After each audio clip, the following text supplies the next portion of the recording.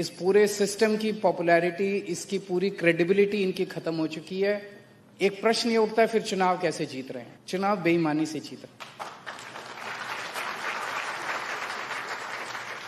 उसका सबसे बड़ा जीता जागता उदाहरण मैं हूं। मैं नई दिल्ली विधानसभा से चुनाव लड़ा। जब मैं जेल गया, जेल जाने के पहले मेरी विधानसभा में पिछली बार जब मैं लड़ा था 1,48,000 वोट थे।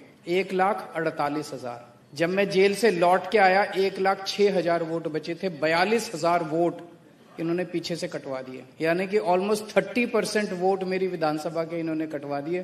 3,000 वोट से जीत गए। पिछली बार मैं 30,000 वोट से जीता था। इस तरह से जीत रहे हैं, बेईमानी करके जीत रहे हैं। वोट ऐड करते हैं, वोट डिलीट कराते हैं, फर्जी वोट डलवाते हैं, ईवीएम्स में हेराफेरी। अब ये चोरी से जीत रहे हैं।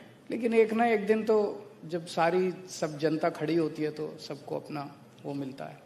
तो मेरा अपना मानना है, और मैं समझता हूं कि जब देश को इन दोनों से मुक्ति मिलेगी तो एक सेटिस्फैक्शन ये होगा कि इस लड़ाई में हमने भी थोड़ा सा कंट्रीब्यूट किया था। हम भी जेल गए थे, हैं फ्रीडम फाइटर। हम भी इस पूरी लड़ाई के फ्रीडम फाइटर। मुझे दुख इस बात का होता है कि इस देश की जनता ने जितना बड़ा मैंडेट इनको दिया 3 बार, ये चाहते तो इतना कुछ कर जाते देश के लिए। इतना मतलब देश याद करता है इनको। देश कोई 12 साल हो गए इनको। 12 साल कम नहीं होते किसी भी देश के इतिहास में, बहुत होते हैं। इतने बड़े बड़े काम करके जा सकते थे कि सुनहरी अक्षरों में।